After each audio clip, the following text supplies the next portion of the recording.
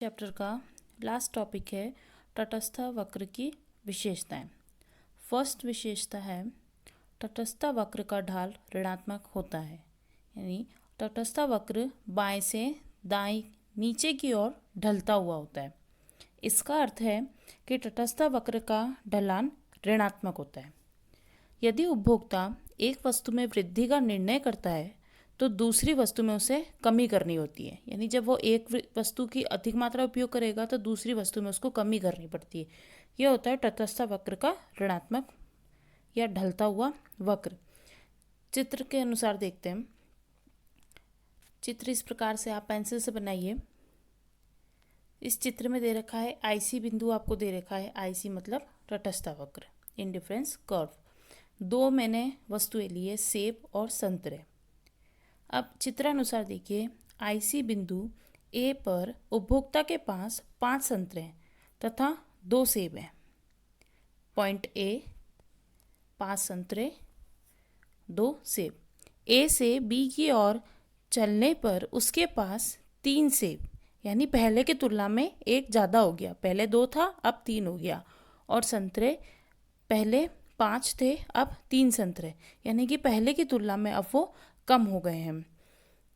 ये देखिए 2 है, 2 नंबर पे 5।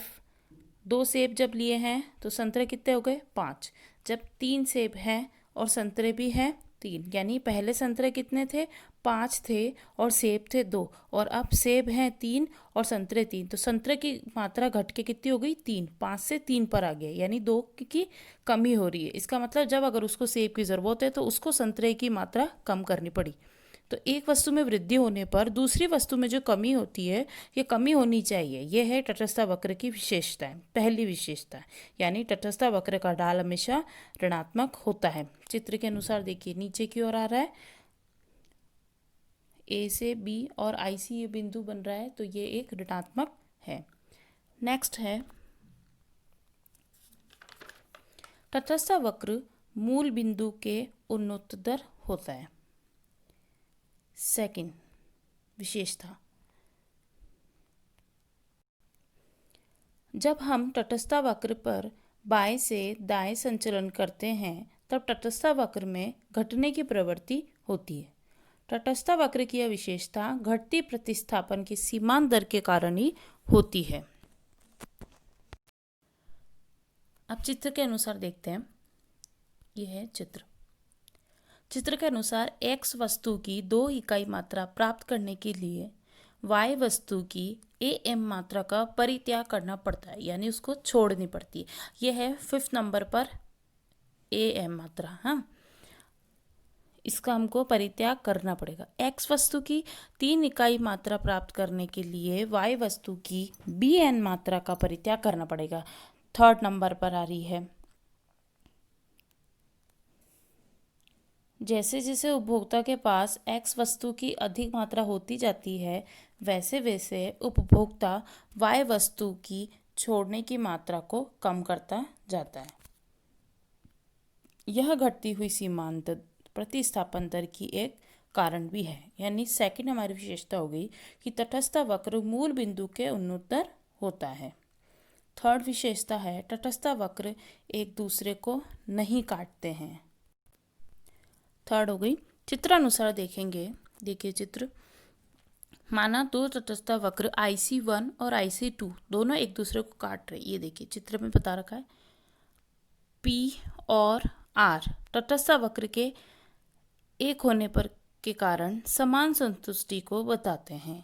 P और R बिंदु, अर्थात उपभोक्ता POR बिंदु से तटस्थ है, अर्थात P इक्वल्स टू R, और P और Q तटस्थ वक्र 2 होने पर कारण समान संतुष्टि को बताते हैं। इन दोनों बिंदु पर तटस्थ है, यानी P इक्वल्स टू Q। इसका अर्थ ये हुआ कि Q इक्वल टू R और Q व R के बीच में उपभोक्ता तटस्थ होता है ना। उपभोक्ता को इसमें तटस्थ होना चाहिए। ऐसा संभव नहीं है क्योंकि Q बिंदु R बिंदु से ऊपर है, अतः यह सिद्ध होता है कि 2 तटस्थ वक्र एक दूसरे को नहीं काटते हैं। तो 3 विशेषता हो गई। पहली हो गई तटस्थ वक्र का ढाल ऋणात्मक होता है। सेकंड, तटस्थ वक्र मूल बिंदु के उन्नतर होता है। थर्ड, तटस्थ वक्र एक दूसरे को नहीं काटते। थर्ड, अब ये तो 3 हमारी विशेषताएं होगी। नेक्स्ट है हमारी बजट रेखा।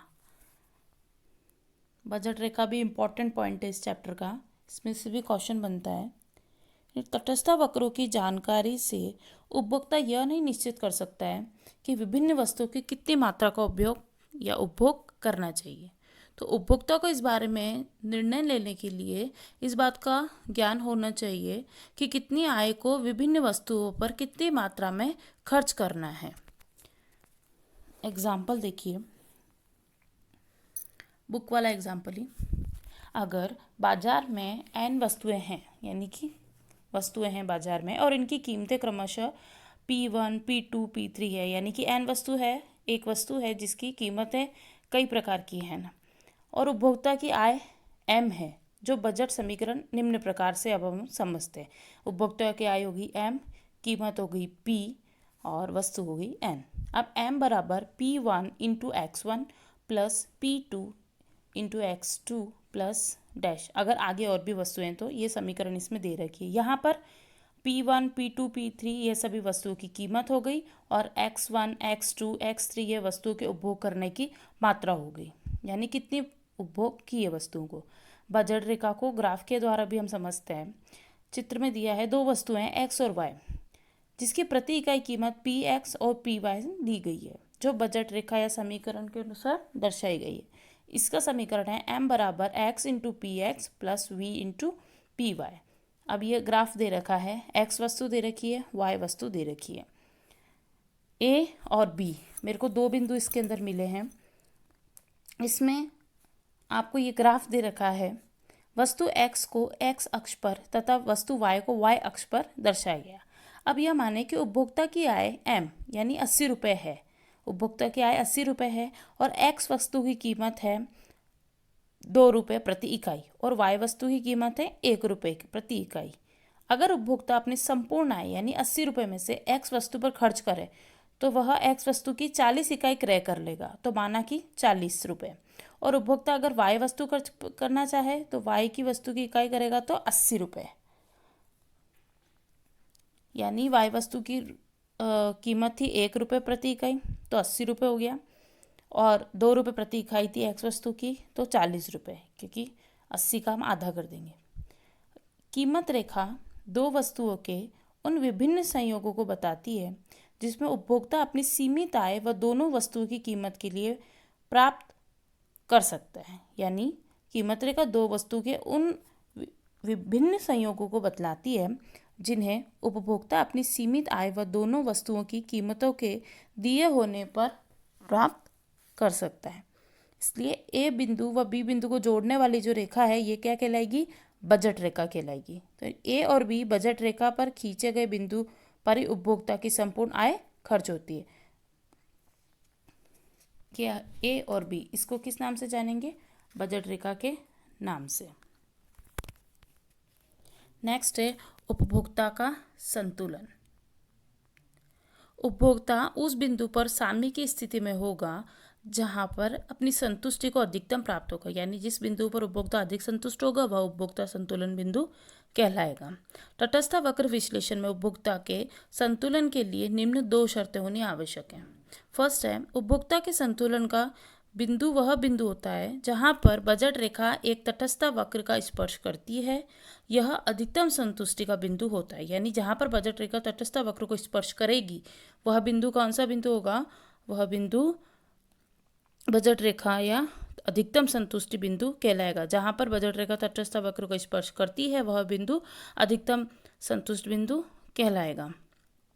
उपभोक्ता के संतुलन का बिंदु वह बिंदु है जहां पर प्रतिस्थापन की सीमांत दर कीमत अनुपातों के अनुपात के बराबर होती है।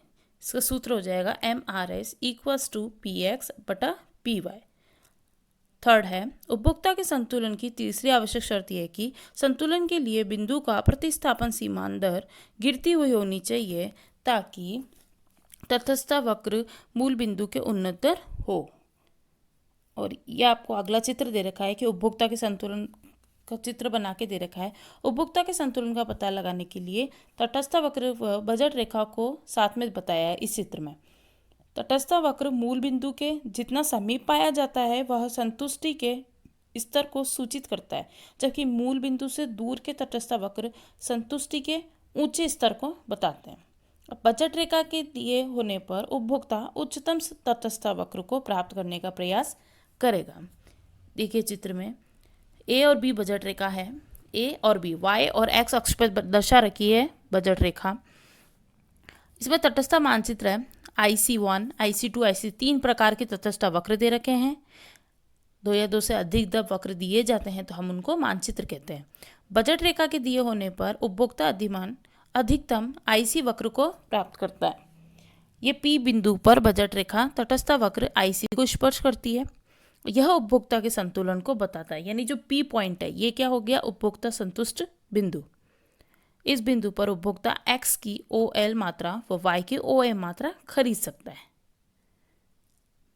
तो ये हो गया हमारा बजट रेखा और उपभोक्ता अधिकतम संतुष्ट बिंदु। अब इसका निष्कर्ष क्या निकलता है कि क्रमवाचक विश्लेषण अधिक वास्तविक मान्यताओं पर आधारित होने के कारण गणनावाचक विश्लेषण में सबसे अधिक श्रेष्ठ है।